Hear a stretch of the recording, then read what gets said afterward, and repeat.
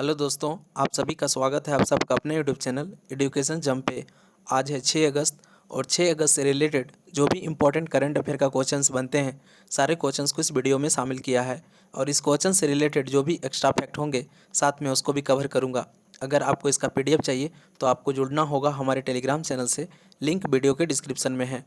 आप अगर हमारे चैनल पर नए आए हैं तो चैनल को सब्सक्राइब कर लीजिएगा और बेल आइकन को प्रेस कर दीजिएगा। वीडियो के अंत तक बने रहिएगा क्योंकि हमने सारे वही क्वेश्चंस को सिलेक्ट किया है जो आपके आने वाले एग्जाम के लिए इम्पोर्टेंट है। तो चलिए दोस्तों, बिना देर किए हुए स्टार्ट करते हैं आज का करंट अफेयर। आज का पहला क्वेश्चन है कि स्वतंत्रता दिवस के अतिथि कौन होंगे? तो होंगे भारतीय ओलंपिक दल। प्रधानमंत्री नरेंद्र मोदी 15 अगस्त को स्वतंत्रता दिवस समारोह के लिए भारत के ओलंपिक दल को विशेष अतिथि के रूप में आमंत्रित करेंगे, तो आप इसको ध्यान में रखिएगा। आज का दूसरा क्वेश्चन है कि भारत और विश्व बैंक ने कितने मिलियन डॉलर की परियोजना पर हस्ताक्षर किया है? तो ये किया है $250 मिलियन। विश्व बैंक ने दीर्घकालिक बांध सुरक्षा कार्यक्रम और भारत के विभिन्न राज्यों में मौजूदा बांधों की सुरक्षा और प्रदर्शन में सुधार के लिए भारत में $250 मिलियन अमेरिकी डॉलर की परियोजनाओं को मंजूरी दी है। आप याद रखिएगा, अक्सर एग्जाम में पूछते हैं कि विश्व बैंक का मुख्यालय कहाँ है? तो ये है वाशिंगटन DC, संयुक्त राज्य अमेरिका में है।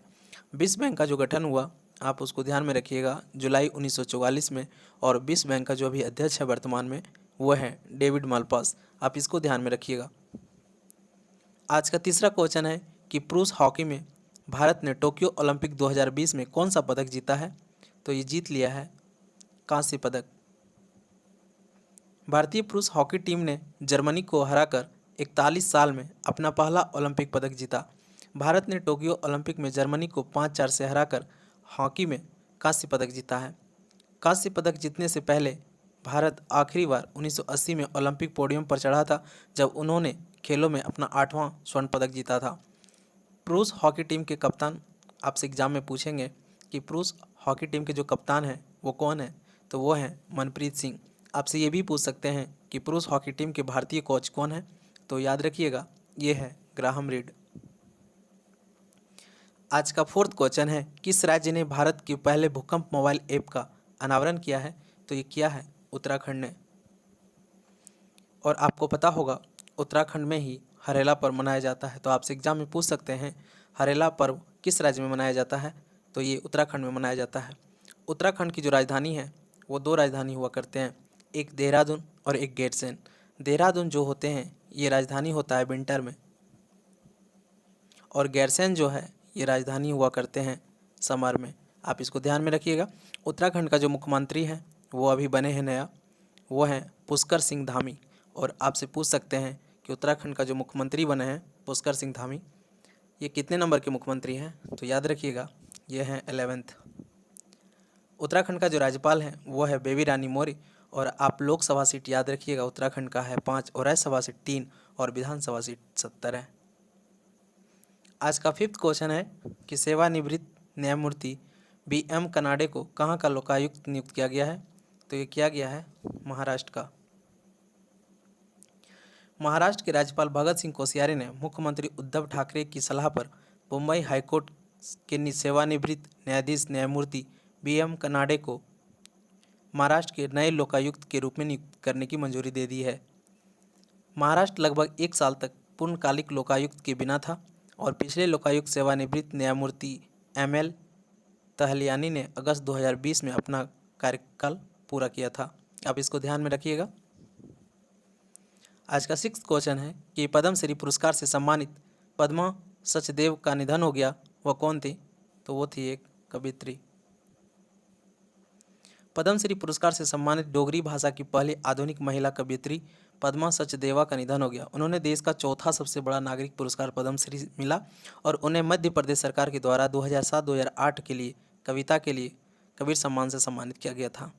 तो पहला सर्वोच्च नागरिक सम्मान जो होता है आपको पता होगा, ये होता है भारत रत्न, और इसका स्थापना हुआ 2 जनवरी 1954 को।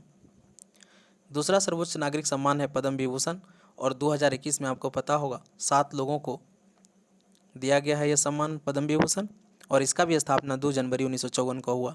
तीसरा सर्वोच्च नागरिक सम्मान जो है वो है पद्म भूषण, और 2021 में 10 लोग को दिया गया है। इसका भी स्थापना 2 जनवरी 1954 को हुआ। चौथा सर्वोच्च नागरिक सम्मान पद्मश्री है और 2021 में 102 लोगों को दिया गया और इसका भी स्थापना 2 जनवरी 1954 को हुआ। आप इसको ध्यान में रखिएगा क्योंकि इसका स्थापना जो है भारत रत्न और पद्म विभूषण और पद्म भूषण और पद्मश्री, इन सब का स्थापना जो है 2 जनवरी 1954 ही है। आप इसको ध्यान में रखिएगा। आज का 7वां क्वेश्चन है कि आरबीआई ने हैवलेट पैकार्ड फाइनेंशियल सर्विसेज पर कितना लाख रुपया का जुर्माना लगाया है? तो ये लगाया है 6 लाख रुपया का। आप याद रखिएगा, उप गवर्नर जो है रिजर्व बैंक ऑफ इंडिया का वो है टी रविशंकर, एम राजेश्वर राव, महेश कुमार जैन और माइकल देवव्रत पात्रा। और आरबीआई का मुख्य वित्तीय अधिकारी जो हैं वो हैं सुधा बालकृष्णन। आप इसको ध्यान में रखिएगा। आरबीआई का जो गवर्नर है वो है शक्तिकांत दास।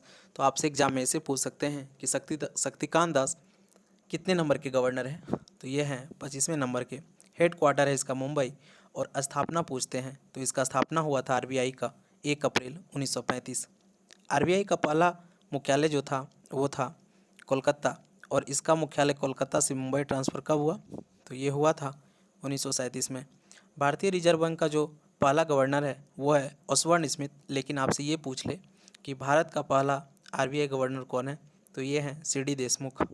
आरबीआई गवर्नर का कार्यकाल जो होता है वो होता है 3 साल के लिए और आरबीआई गवर्नर का जो नियुक्ति करता है वो प्रधानमंत्री करता है, लेकिन सलाह लेता है वित्त मंत्री का। और आपको पता होगा वित्त मंत्री जो है वर्तमान में वो है निर्मला सीतारमण। आप इसको ध्यान में रखिएगा। क्वेश्चन अगर आरबीआई से बनेंगे तो यहीं से आपको क्वेश्चन देखने को मिल जाएंगे। आज का 8th क्वेश्चन है कि Balakot air strike how India avenged Pulwama नामक एक नई पुस्तक किसने लिखा है? तो ये लिखा है मनन भट्ट ने। आज का 9th क्वेश्चन है कि बीआरओ यानी बॉर्डर रोड ऑर्गेनाइजेशन ने 19,300 फीट की ऊंचाई पर बनाई दुनिया की सबसे ऊंची सड़क कहाँ बनाया गया है? तो ये बनाया गया है लद्दाख में। सीमा सड़क संगठन जिसको इंग्लिश में बोलते हैं बॉर्डर रोड ऑर्गेनाइजेशन यानी बीआरओ ने पूर्वी लद्दाख के उमलिंगला दर्रे पर दुनिया की सबसे ऊंची सड़क का निर्माण कराया है। बीआरओ का जो महानिदेशक हैं वो हैं लेफ्टिनेंट जनरल राजीव चौधरी और बीआरओ का जो मुख्यालय है वो है नई दिल्ली और इसका स्थापना हुआ है 7 मई 1960 को। आप इसको भी ध्यान में रखिएगा। और आज का अंतिम क्वेश्चन है कि रवि कुमार दहिया ने टोक्यो ओलंपिक 2020 में कौन सा पदक जीता है? तो ये जीता है रजत पदक। भारतीय पहलवान रवि कुमार दहिया ने पुरुषों के 57 किलोग्राम फ्री स्टाइल वर्ग के फाइनल में रूसी ओलंपिक समिति के जुबूर यूगेव से हारकर रजत पदक जीता है। यह टोक्यो ओलंपिक में भारत का 5वां पदक है। आपसे एग्जाम में ये पूछ सकते हैं कि रवि दहिया कहाँ से बिलोंग करते हैं? तो ये हरियाणा से बिलोंग करते हैं। सोनीपत एक डिस्ट्रिक्ट है, उसका एक गांव है नहरी गांव, ये वहीं से बिलोंग करते हैं। तो अभी टोक्यो ओलंपिक 2020 से भारत के लिए 5 मेडल आ गए हैं और आपको पता होगा ये 5 मेडल किसने किसने लिया। तो सबसे पहला मेडल जो दिलाया था वो दिलाया था मीराबाई चानू 49 केजी वर्ग के वेट लिफ्टिंग में और वो कहाँ से बिलोंग करती है? वो मणिपुर इम्फाल से बिलोंग करती है। दूसरा दिया था बैडमिंटन में पीवी सिंधु ने कांस्य पदक और वो हैदराबाद से बिलोंग करते हैं। और जो आपका तीसरा मिला था लवलीना दिलाया था जो असम के गोलाघाट से बिलोंग करते हैं और उसने कांस्य पदक जीती।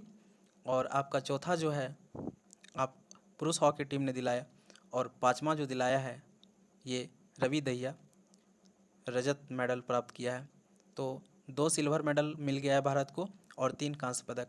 आप इसको ध्यान में रखिएगा। तो चलिए दोस्तों, आज का करंट अफेयर को यहीं पर समाप्त करते हैं।